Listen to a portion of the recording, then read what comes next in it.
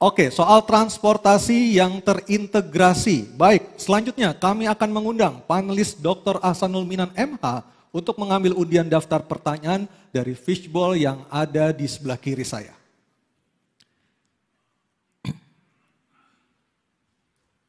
Ya, sudah diambil bolanya. Silakan dibuka. A. Oke.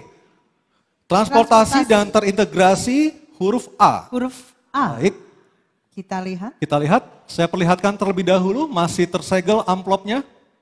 Masih tersegel amplopnya, silakan. Tandanya kerahasiaan dari pertanyaan ini. Oke, kita buka dulu. Baik, kami ingatkan lagi para calon gubernur untuk mendengarkan dengan seksama karena pertanyaan tidak akan diulang. Subtema transportasi terintegrasi. Berdasarkan TomTom Traffic Index tahun 2022, Jakarta menduduki peringkat ke-29 sebagai kota termacet di dunia. Warga Jakarta membutuhkan waktu 53% ekstra lebih lama untuk mencapai tujuan perjalanan mereka selama jam sibuk dibandingkan waktu perjalanan normal. Jumlah kendaraan bermotor tahun 2023 melonjak 24,3% dari 2017 sehingga total kendaraan mencapai 21,9 juta unit berdasarkan data dari Korlantas Polri dan Dinas Perhubungan DKI Jakarta. Aspek transportasi umum dan mobilitas merupakan kelemahan terbesar Jakarta untuk menjadi kota global. Pertanyaan, bagaimana program strategis dalam 5 tahun kepemimpinan Anda untuk mengatasi kemacetan di Jakarta? Waktu menjawab 2 menit dimulai dari Anda berbicara, kami persilahkan. Dengan mengoptimalkan apa yang sudah ada, terutama manajemen. Tidak perlu dulu menambah armada. Manajemen diperbaiki, dioptimalkan, pastikan setiap trek itu jaraknya 10 menit dan harus dipastikan. Kemudian dipastikan keamanan supaya disabilitas, lansia, ibu-ibu hamil maupun anak-anak itu mendapatkan maintenance atau treatment yang khusus. Sehingga demikian juga dengan penggunaan kendaraannya. Kendaraannya harus nyaman, AC-nya dingin, baunya tidak pengap. Dan juga hindari dari hal-hal yang tidak baik. Oleh sebab itu juga perlu ditanamkan budaya budaya antri kepada anak-anak. Masukkan di dalam kurikulum supaya budaya antri ini ada di dalam adab kita. Kemudian baru setelah itu kita evaluasi apakah perlu ditambahkan. Kalau perlu baru kita tambahkan. Jangan kita mengeluarkan anggaran tetapi kita sebenarnya tidak tahu faktor mana yang perlu kita perbaiki. Kemudian kita perlu mengurai kemacetan dengan apa? Dengan membuat suatu compound yang tersentralisasi, di mana di situ ada tempat tinggal, ada pasar, ada sekolah, sehingga transportasi ini juga bisa terkonsolidasi dan dibuat minimal 500 meter dari pemukiman sebagai vendor daripada MRT atau LRT ataupun Transjakarta, yaitu mikrotransportasi yang terhubung satu dengan yang lain. Kemudian juga disiapkan kantong-kantong parkir yang nyaman dan aman supaya banyak orang yang mau naik transportasi umum karena keamanan kendaraan yang tinggal itu terjamin. Waktunya habis. Terima kasih. Terima kasih.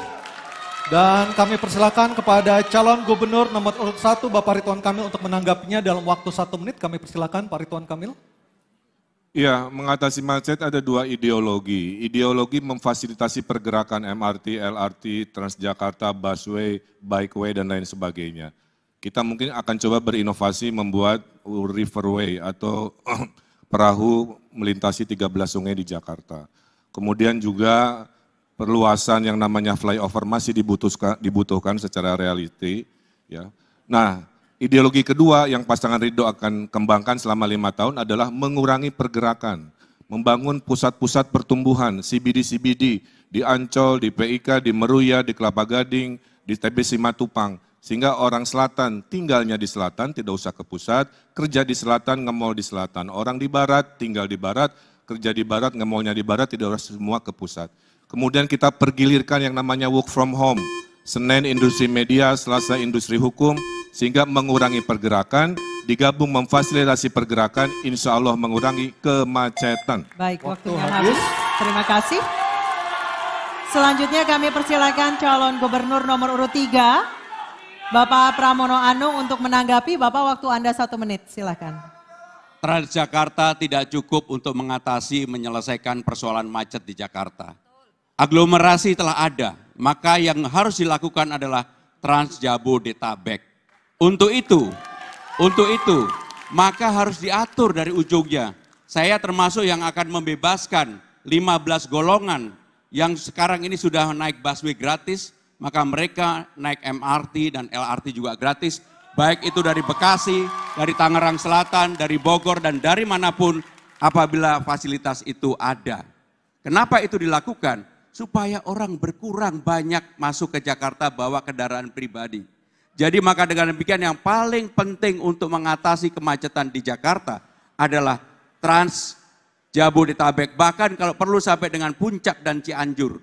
Kenapa itu harus dilakukan? Sekali lagi, untuk mengatasi supaya tidak banyak mobil atau kendaraan pribadi yang masuk ke Jakarta. Terima kasih.